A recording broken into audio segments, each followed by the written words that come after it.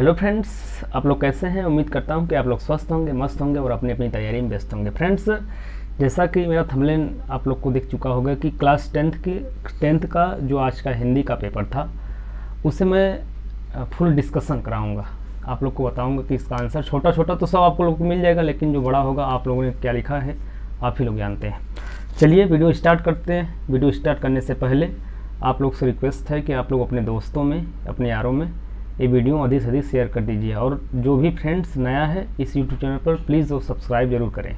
आपको इसी तरह की सारी वीडियो इसी तरह से उपलब्ध होती रहेंगी। चलिए स्टार्ट करते हैं। आज हमको हिंदी का पेपर मिला है, कहीं से भटकते हुए मिल गया है। चलिए स्टार्ट करते हैं। हिंदी का ये ये देखिए आज का पहला दिन का पेपर है। ये ध्यान से देखिए, यही वाला है, यहाँ पर करोड़ लिखा है। तो हिंदी का जो पहला प्रश्न था 70 नंबर का होता है, सब लोग जानते हो, आप लोग परीक्षा दे रहे हो। 70 नंबर का होता है और 70 नंबर में 23 नंबर अनिवार्य है। 23 मार्क्स ये जो है पासिंग मार्क्स है। 23, अगर 23 आप नहीं पाते हैं तो आप फेल हो जाएंगे, तो 23 अनिवार्य है। उसके बाद 70 में से 23 लाना आसान है। चलिए, और 30 नंबर का प्रैक्टिकल होता है। प्रैक्टिकल में सबको मिल ही रहा है 29-30 नंबर, देख ही रहे। पहला प्रश्न है, देखिए प्रारंभ के 15 मैं इस पेपर में पढ़ के आप लोग को आंसर बताता हूँ, आप लोग अपना मिलाइएगा और हमको स्कोर बताइएगा कि जो भी फ्रेंड्स इसमें क्लास 10th का है वो कमेंट में बताया कि मेरा स्कोर इतना हो रहा है। चलिए, पहला 15 मिनट है प्रश्न को पढ़ना। प्रश्न को पढ़ने के लिए पहला 15 मिनट है। पहला प्रश्न है, निम्नलिखित प्रश्नों में से कोई एक कथन सही है, उसे पहचान करके लिखिए। ढेर सारा विकल्प दिया गया है कि झूठा सच के लेखक रामविलास शर्मा है, झूठा सच लेखक रामविलास शर्मा है, क्या ये सच है। आवारा मसीहा एक उपन्यास है, क्या ये सच है। महादेवी वर्मा एक उपन्यास लेखिका है, क्या ये सच है। एक हंस पत्रिका के संपादक मुंशी प्रेमचंद्र है, ये इसका ऑप्शन है कि जो हंस है, पहला का आंसर देखिए, जो हंस पत्रिका है, हंस पत्रिका के संपादक कौन है, मुंशी प्रेमचंद्र। आप लोगों ने उम्मीद है कि यही टिक लगाया होगा। चलिए सेकंड क्वेश्चन, कलम का सिपाही। सेकंड है कलम का सिपाही, सब लोग जानते हैं, अच्छे से पढ़े होंगे आप लोग कि कलम का सिपाही कौन है, अमृत राय। अमृत राय कौन, अमृत राय, अमृत राय। कलम का सिपाही के रचनाकार कौन है, अमृत राय। अगला है कि निम्नलिखित में से किसी एक कृति का नाम बताइए। बहुत सारी कृति है, बहुत सारी रचनाएं हैं। आषाढ़ का एक दिन है, आषाढ़ का एक दिन की रचनाकार कौन है, आषाढ़ के एक दिन का रचनाकार कौन है, मोहन राकेश। देखिए फ्रेंड्स, ये हमको पेपर है, इसमें से मैं पढ़ रहा हूँ, आप लोग मिला लीजिएगा, अपना इसको ज़रूर बताइएगा कमेंट्स में। तो आषाढ़ का एक दिन के रचनाकार हैं, अगर आप लोगों ने लिखा होगा तो ज़रूर लिखा होगा मोहन राकेश। आषाढ़ का एक दिन, आषाढ़ का एक दिन, एक दिन कौन है, मोहन राकेश। मोहन राकेश, इसको पूरा कर, मोहन राकेश इसके रचनाकार। क्या भूलूं क्या याद करूं एकदम प्रसिद्ध है, क्या भूलूं क्या याद करूं हरिवंश राय बच्चन। और रसमीमांसा रामचंद्र शुक्ल जी की है, एकदम फेवरेट। और उसके बाद संस्कृत के 4 अध्याय पूछने की बात नहीं है, रामधारी सिंह दिनकर जी की है।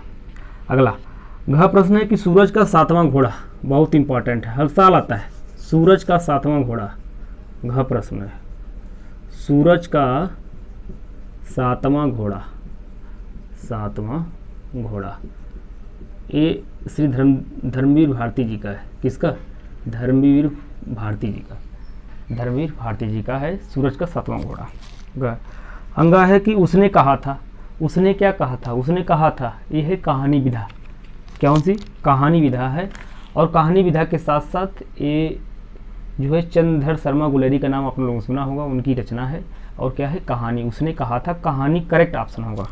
ठीक है, प्रश्न नंबर 2 है, 5 प्रश्न हो गया आपका, 5 नंबर का था। प्रश्न नंबर 2 है, रीतिबद्ध काव्यधारा के 2 कवियों के नाम लिखिए। तो रीतिबद्ध काव्यधारा के 2 कवि कौन है, एक अपना है बिहारी लाल और एक केशवदास, लिख लीजिएगा। अब ख इसका छायावाद की किन्हीं 2 विशेषताओं को उल्लेख कीजिए। शायद आपने 2 विशेषता लिखी होंगी, छोटी छोटी कोई भी। अगला है प्रिय प्रवास, बहुत इंपॉर्टेंट रचना है, प्रिय प्रवास। प्रिय प्रवास, प्रिय प्रवास के रचनाकार कौन है, अयोध्या सिंह हरिओद उपाध्याय। कौन है, अयोध्या सिंह हरिओद उपाध्याय। अयोध्या सिंह, ये बहुत इंपॉर्टेंट है, प्रिय प्रवास। इसके चुकते चौबते अयोध्या सिंह, बहुत सारी रचनाएं बहुत है। अयोध्या सिंह हरिओद उपाध्याय इसके रचनाकार हैं।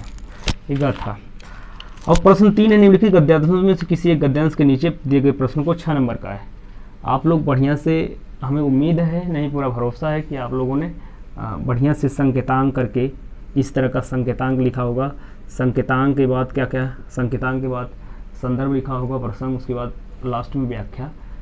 तो आप लोगों ने अच्छे से एक गद्य का और एक पद्य का आप लोग को करना था।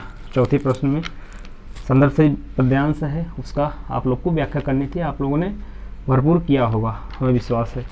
उसके बाद जीवन परिचय आता है। जीवन परिचय बताया गया था कि जयशंकर प्रसाद का याद कर लीजिए, बिहारी लाल का आया, तुलसीदास का, कबीर, सबका आया था। तो आप लोगों ने उम्मीद है कि क्या होगा। 5वां प्रश्न 3-3 नंबर का है, एकदम आसान है, एकदम कहानी की तरह लिखना था। और संस्कृत वाला आता है, अस्माकं संस्कृत सदा गतिशीला वर्तते, ये वाला है, एकदम आसान आया था या अथवा करके आया था।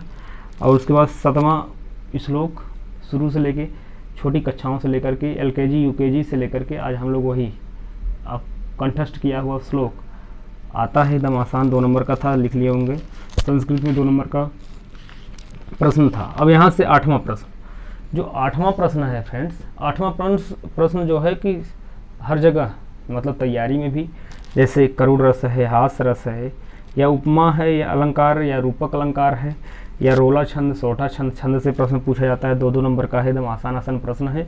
जैसे करुण रस है, तो करुण रस का हम लोग जानते हैं कि, रुकिए एक सेकेंड, करुण रस,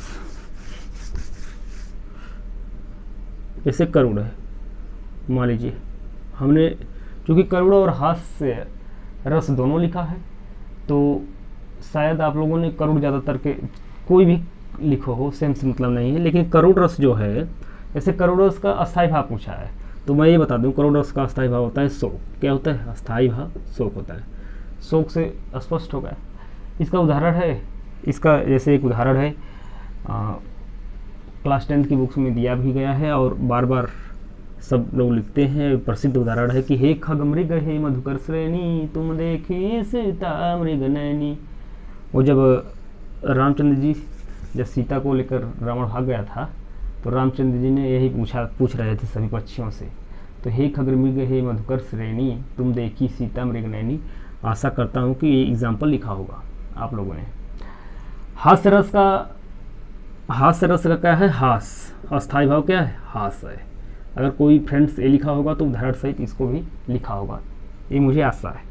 उसके बाद उपमा या रूपक अलंकार है। जैसे रूपक तो सब लोग लिखे होंगे, उपमा लिखाओ, जहाँ उपमेय में उपमान का भेद सहित आरोप किया जाता है, उसे हम क्या कहते हैं? रूपक अलंकार कहते हैं। जैसे चरण कमल बंदो हरिराई, ऐसा एग्जाम्पल आप लोगों ने लिखा होगा। और उसके अगला है रोला या सोटा छंद। सोटा क्या होता है?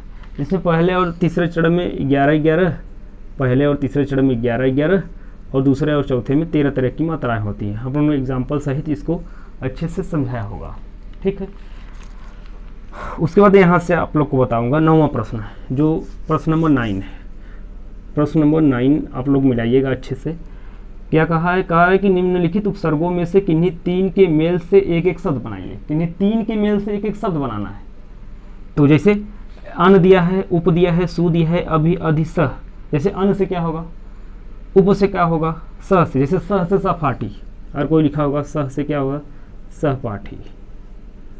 उप से क्या है? उपकार। उप से क्या होगा? उपकार होगा, उपक्रम होगा। और अभि से क्या होगा? अभि से अभिज्ञान होगा। और सु से क्या होगा? स्वागत होगा, स्वागतम। उप से क्या होगा? उपकार होगा, उप से उपकार होगा। अभि से अभिज्ञान होगा, अभिमान होगा, अभिमान होगा, अभिज्ञान होगा। इस तरह से बहुत सारे बनेंगे उपसर्ग, ढेर सारे उपसर्ग बनेंगे। अब उसके बाद देखिए, अब प्रत्यय से आई, जैसे इसका ख था, देखिए 3-3 नंबर का एकदम फ्री का नंबर है। जैसे आई है, आई जैसे कठिनाई, कठिनाई में कौन प्रत्यय है? आई। कठिनाई, कठिनाई, कठिनाई। उसके बाद ता है, ता का मतलब है मित्रता, मित्रता, शत्रुता।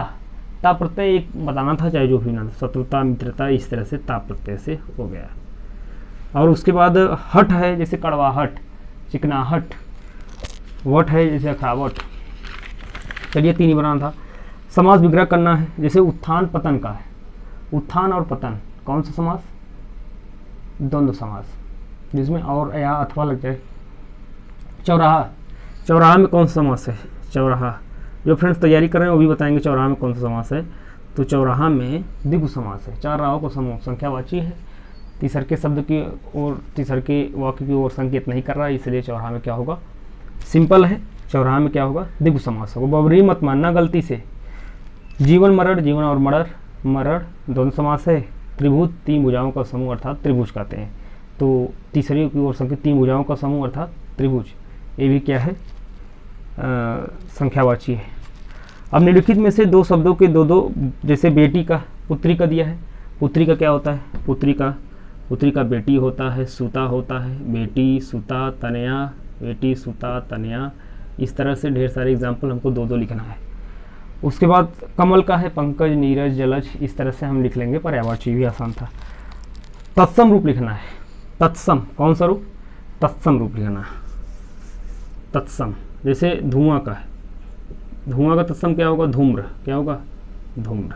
तालाब का क्या होगा? तड़ाक, तालाब का तड़ाक। उसके बाद जेठ का क्या होता है? जेठ का ज्येष्ठ, जेठ का ज्येष्ठ। देखिए लिखना, हिंदी अगर गलत हो जाएगा तो गलत हो जाएगा। जेठ का क्या होगा? ज्येष्ठ होगा। उसके बाद देखिए आग का अग्नि होता है, आग का अग्नि। उसके बाद अगला प्रश्न पद है, प्रश्न नंबर 10। निम्नलिखित में से किन्हीं 2 में संधि विच्छेद कीजिए और संधि का नाम लिखिए। बहुत इंपॉर्टेंट है। जैसे प्रत्येकम, प्रतिधन एकम, संधि विच्छेद यण संधि। जैसे अगर लिखना है तथैव, तथा धनैव, वृद्धि संधि है। पित्याज्ञा, पितृधन आज्ञा, गुण संधि है। तो इस तरह से आज्ञा फाज्ञा को लगा दें। सुधनागतम, स्वागतम, यण संधि है। चलिए निम्नलिखित में से अगला प्रश्न है विभक्ति वचन। आपको विभक्ति वचन लिखना था, कोई आपने एक लिखा होगा, 2 नंबर का प्रश्न था। एक पठता है, पठत, एक क्या है? पठता। तो आपने रूप पढ़ा होगा, पठती पढ़ता पठंती, पठती पढ़ता पठंती, पठसी पढ़ता पठत, पठान पठाओ पठावा, पठती पठता है पठत। पढ़ता पूछा है मतलब मध्यम पुरुष का द्विवचन का मध्यम पुरुष है, मध्यम पुरुष द्विवचन है। तो कोई आप एक लिखे होंगे, आशा करता हूँ कि आप लिखे होंगे। संस्कृत में अनुवाद करना है, 2 करना था। राम घर जाता है, रामा गृहम गच्छति, या वाराणसी एक प्रसिद्धम नगरी अस्ति, इस तरह का ढेर सारा प्रश्न बना। कोई भी आपने 2 एकदम सिंपल है लिखा होगा, 2 नंबर का था। पर्यावरण प्रदूषण पे आशा नहीं विश्वास है पूरा कि 6 नंबर का प्रश्न है, 6 नंबर में 6 नंबर लाना है। प्रदूषण पर दिया था, जनसंख्या पे बार बार आता है, विज्ञान पे आता है। प्रदूषण पे ढेर सारे प्रदूषण होते हैं, वायु प्रदूषण, जल प्रदूषण, वायु होता है वायु प्रदूषण, वायु, जल प्रदूषण, जल, मृदा प्रदूषण, इस तरह के प्रदूषण है, उनके बारे में आपको अच्छे से हेडिंग वाइज बना करके लिख देना था, तो आपने लिखा होगा। अब ये लास्ट प्रश्न और 12वां प्रश्न है जो कहानी होता है कड़खंड काव्य पर, 3 नंबर का एकदम कहानी जो पूछा था, 2 दिया था, 2 नहीं, इसमें तो कईयों प्रश्न होते हैं, हम लोग लगता है च छ ज झ, मतलब कुल मिलाकर 20